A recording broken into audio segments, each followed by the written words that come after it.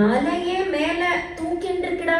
பொழிஞ்ச மழைக்கு மலைய மரம் தானே பேர்ந்து விழும். மலையே பேர்ந்து விழுறதுன்னு ஒரு பையன் கத்த, மலை பேரலடா, நம்ம கண்ணன் தான் தூக்கிட்டு இருக்கான்.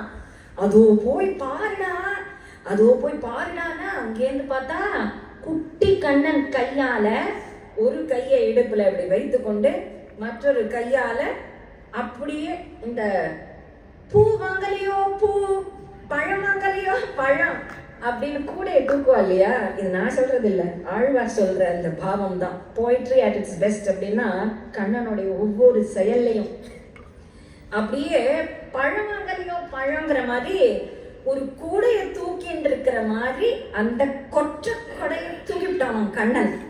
ஒரு கையை இடுப்புல வைத்து கொண்டு எடுப்பான மூக்கும் கொவ்வை பழம் போல உதடும் கண்ணாடியத்த கப்போலமும் காது வரை நீண்ட கண்களும் கஸ்தூரி திலக்கமும் தலையில பிரகாசிக்கிற அந்த மயில் இறகும் அழகான குண்டலங்கள்லாம் சிலுக்கு சிலுக்குன்னு காதுகள்ல அசைய, கிங்கிணிகள்லாம் இடுப்புல அசைய, பீதாம்பரம் பறக்க, அந்த மழை துளி ஒரு தூத்தல் கூட தன்னுடைய மக்கள் மேல விழக்கூடாதுன்னு தன் மக்களை அப்பவே காப்பாற்ற ஆரம்பிச்ச ராஜா அந்த ஸ்ரீநாத் ஜி அப்படின்னு இன்னைக்கு நாதத்வாரால சொல்றோமே, அந்த ஸ்ரீநாத் ஜி அப்படி தூக்கி நிக்க அத்தனை பேர் ஓடி வந்து அந்த கோவர்தன மலை கடியில இருக்க. ஆழ்வார் சொல்றார், இது எப்படி இருக்கு, வானத்தில் உள்ளே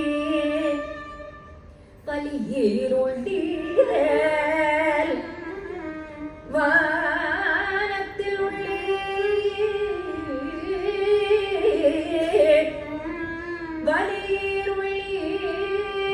வலியேருள்ளீரேல், வந்தேன் வந்து வாங்குமென் என்பவன் போல் அரையோ வந்து வாங்குமென் என்பவன் போல்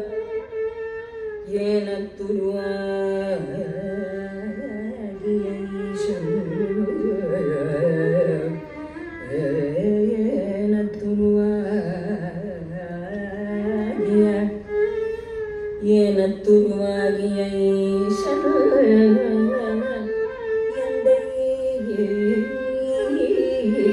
இடவன் எந்த இடவன் எழ வாங்கி எடுத்த மலை காணக்களியானை தன் கும்பிழந்து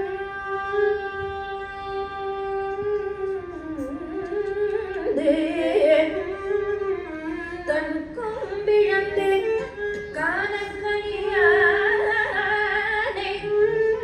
தன் கொம்பு இழந்து கதுவாய் மதும் சார தன் கை எடுத்து எடுத்து ஏ கூட பிறை வேண்டே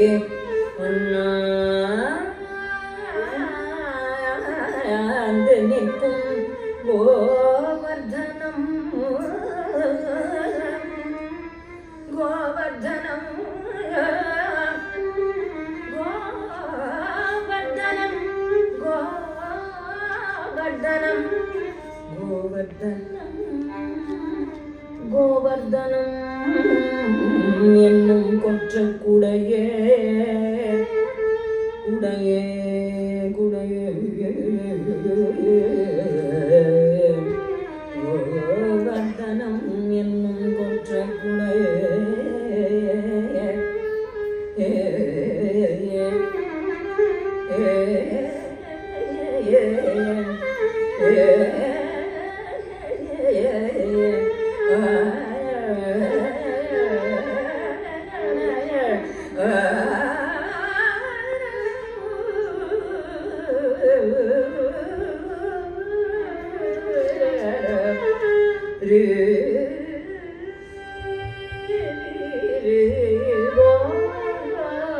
கோவர்தனம் கோவர்தனம் என்னும் கொற்ற குடையே